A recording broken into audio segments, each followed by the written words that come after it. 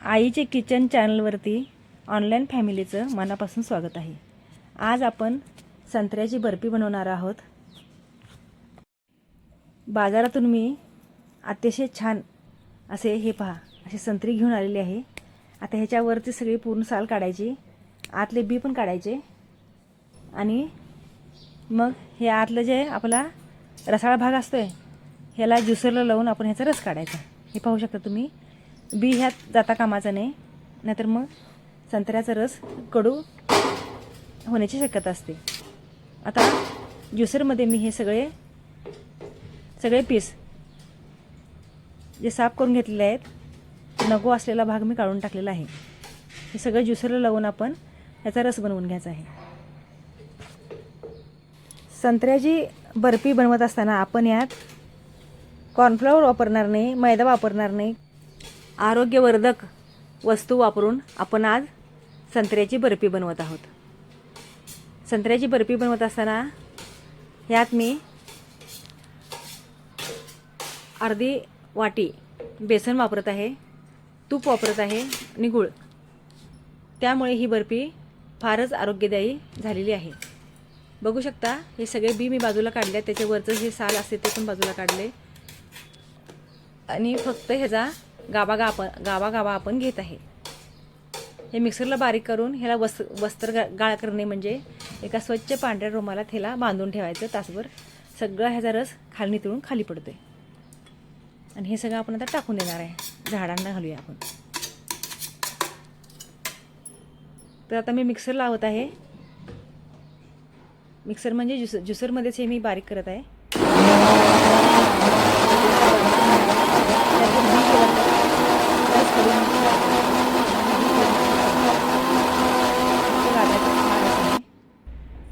पाहू शकता आता ह्या रुमालात मी हा रस ओतून ठेवत आहे तासाभरासाठी।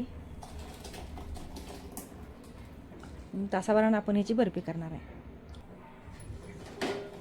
बांधून ठेवायचा हा रुमाल मी खास असं सगळं बांधायसाठीच केलेलं आहे। दही बांधणे, चक्क्यासाठी किंवा कशातलं पाणी तुळून काढायला, पनीरमधलं पाणी, त्यासाठी हा रुमाल मी बाजूलाच करून ठेवलेला आहे। पाहू शकता हे असं रस आपला जमा होत आहे। एका पॅनमध्ये मी 2 चमचे तूप घातलेलं आहे। अर्धी वाटी बेसन घेऊन मी आता ह्या तुपात हे खरपूस ह्याचा वास सुटेपर्यंत आणि कलर बदलेपर्यंत आपण हे स्लो गॅसवरती हे पीठ भाजून घ्यायचं आहे। ही पूर्ण रेसिपी करण्यासाठी मला म्हणजे छिलका उतरण्यापर्यंत नव्हतं, म्हणजे गॅसवरची रेसिपी करताना अर्धा तास लागलेला आहे। छिलका उतरून रस काढून झाल्यानंतरचा अर्धा तास आहे हा। तर एकदम शांतपणे ही बर्फी करायची म्हणजे कुठं करपत नाही आणि मग करपली की ती कडवटपणा पण येत नाही। हलक्या हाताने हे भाजून घ्यायचं आहे पीठ व्यवस्थित। हे भाजून झालं, खमंग वास सुटेपर्यंत भाजायचं। पाहू शकता तुम्ही त्याचा कलर हळूहळू बदलत चाललाय। तूप, बेसन, गूळ आणि संत्रा ह्यामुळं ही बर्फी फारच आरोग्याला उपयोगी अशी बनणार आहे। बघा हा कलर आता आपण बाजूला काढून झाले आपले जवळपास भाजून। ह्याच गॅसवरती मी आपण जे रस नितळायला ठेवलेला आहे तो छोटा कुकर ठेवूया आणि ह्यात वेलची पूड 1.5 चमचा घालूया स्वादासाठी। आणि हा गुळ मी 100 ग्रॅम ते 150 ग्रॅम गुळ घेतलेला आहे 7 संत्र्यासाठी। संत्रे लहान मोठे असू शकतात, गुळाचं प्रमाण तुम्ही कमी जास्त करू शकता। गुळामुळे कलर पण छान येतोय आणि गुळ आरोग्याला वर्धक पण आहे। आता हे पूर्ण मी ह्या रसात म्हणजे हा रस शिजवून चांगला 8 ते 10 मिनटासाठी मी ह्याला घट्ट करण्यासाठी शिजवून घेतलेला आहे। आपला व्हिडिओ जास्त लांब होईल म्हणून मी ते स्किप करत आहे। हे बघा हे वरचा चोथा आहे, हा चोथा पण मी टाकलेला नाही आहे, तो वेगळ्या दुसऱ्या बाजूला मी थोडासा गुळ घालून तो शिजवून ते खाण्यासाठी मी वापरणार आहे। आता पाहू शकता तुम्ही हे टाकून उतरलेलं आहे 8 ते 10 मिनटानं। आता आपण जे बेसन भाजून घेतलं होतं त्यात थोडा रस घालून आपण हा चांगला मिक्स करून घ्यायचा। ह्या एवढ्याशा पिठात ह्या अर्ध्या वाटी बेसनमध्ये हा सगळा रस पूर्णपणे शिजला जातो आहे. आणि हे पूर्ण शिजले असं कधी ओळखायचं तर हे जे आपलं बॅटर आहे शिजणारं, हे आपल्या आपणच का नाही तुमची कडे सोडते, ते बाजूला होते शिजलं की. त्यावेळेला आपल्याला कळू शकतं की आता हे चिकट आहे की नाही, असं चिकटपणा करायला राहत नाही. वेगळंच अलगच ते सगळ्यापासून बाजूला होते, गोळा बनायला सुरुवात होते. मग आपण ते शिजल्यास समजायचं आणि त्याची बर्फी करायला घ्यायची. आता हळूहळू मी थोडा थोडा रस घालते आणि परत एकदा सगळं हे असं त्याला पूर्णपणे मिक्स करून घेते. असं केल्यामुळे गाठ गुठली पण होत नाही आणि करपत पण नाही.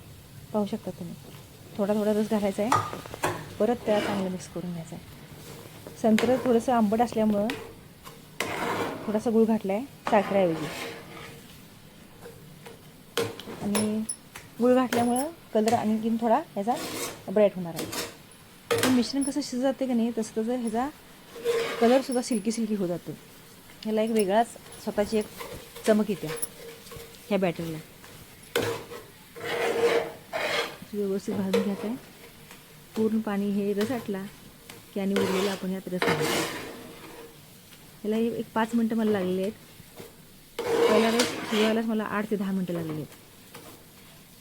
अर्धा तास जवळजवळ 30 मिनटं मला ही रेसिपी करण्यासाठी लागली आहेत. छिलका सोडून झाल्यानंतर बघा हे वेलचीचे दाणे आणि थोडासा गुळ आहे तो पण मी काढून घेते.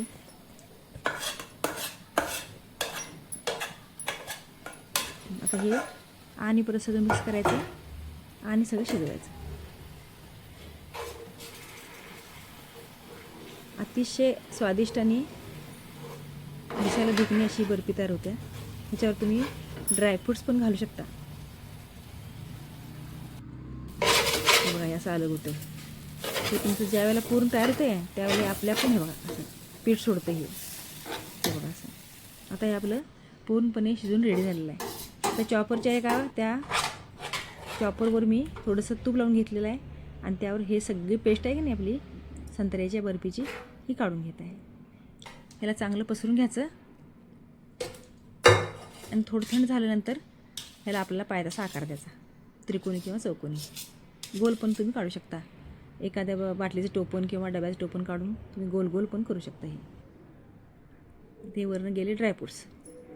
थोडंसं थंड झालं की आपण ह्याचे चाकून